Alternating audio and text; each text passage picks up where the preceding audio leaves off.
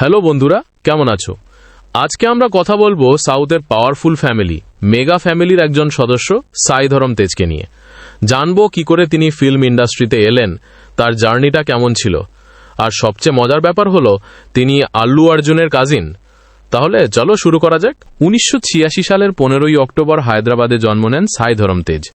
Cinema ফ্যামিলিতেই বড় হওয়া, তাই ছোটবেলা থেকেই তার ইচ্ছে ছিল লাইট ক্যামেরা অ্যাকশনের জগতে আসার। অবশ্য শুরুতে নিজেকে একটু সময় দিয়েছিলেন, কিন্তু শেষমেশ ডাক উপেক্ষা করতে পারেননি। তিনি চেন্নাই এবং হায়দ্রাবাদে পড়াশোনা করেছেন। এরপর হায়দ্রাবাদের সেন্ট মেরিজ কলেজ থেকে গ্র্যাজুয়েট হন। পড়াশোনা শেষ করে নিজের স্বপ্নের টানেই অ্যাক্টিং শেখা শুরু করেন এবং অবশেষে ফিল্ম ইন্ডাস্ট্রিতে পা রাখেন। 2014 সালে রিলিজ হওয়া পিল্লা নুভু লেনি জীবিতাম ছিল সাই ধরম তেজের প্রথম সিনেমা। এই রোম্যান্টিক অ্যাকশন মুভিটা বক্স অফিসে বড় সাফল্য পায়, দর্শকদের মন জয় করেছিল। এই হিট সিনেমার মাধ্যমেই টলিউডে অ্যাক্টর হিসেবে নিজের জায়গা পাকাপোক্ত করেন তিনি, আর অ্যাক্টরদের মধ্যে আলোচনায় আসেন। ছবির বাজেট আর কালেকশনের নির্দিষ্ট তথ্য না থাকলেও মুভিটা ডিস্ট্রিবিউটারদের কাছে লাভজনক প্রমাণিত হয়েছিল।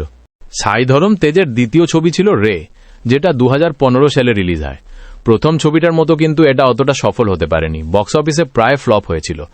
কালেকশনও খুব বেশি ছিল না। ওপেনিং ডেতে অন্ধ্রপ্রদেশ আর নিজাম এলাকায় মাত্র 1.55 কোটি টাকার ব্যবসা করেছিল।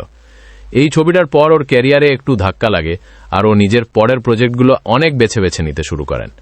তবে ও নিজে এক ইন্টারভিউতে বলেছেন, হিট সিনেমার চেয়ে ফ্লপ সিনেমাই ওকে বেশি শিখিয়েছে। তৃতীয় ছবিটা ছিল সুব্রমণ্যম ফর সেল, যেটা 2015 সালেই রিলিজ হয়।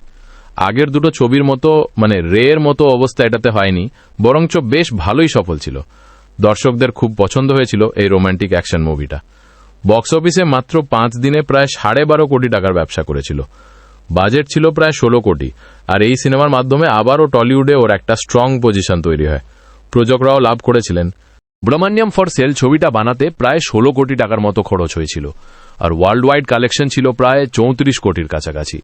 চতুর্থ ছবি ছিল সুপ্রিম, যেটা 2016 সালে রিলিজ হয়।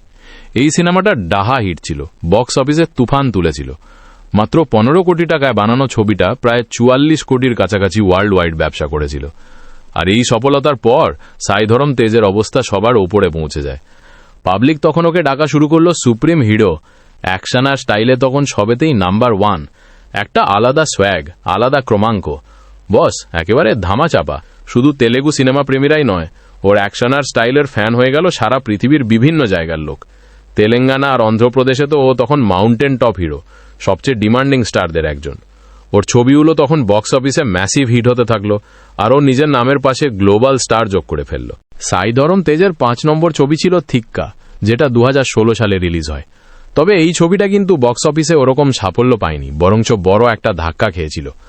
সমালোচকরা এর গল্প আর পরিচালনা সবকিছুরই সমালোচনা করেছিল, যদিও সাই ধরমের পারফরমেন্স প্রশংসা পেয়েছিল। প্রায় 23 কোটি টাকা বাজেটের ছবিটা পুঁজি তুলতেও পারেনি। মোটের ওপর এটা বড়সড় একটা ফ্লপ অফিস বোম ছিল। সাই ধরম তেজের 6 নম্বর ছবি ছিল উইনার, যেটা 2017 সালে রিলিজ হয়।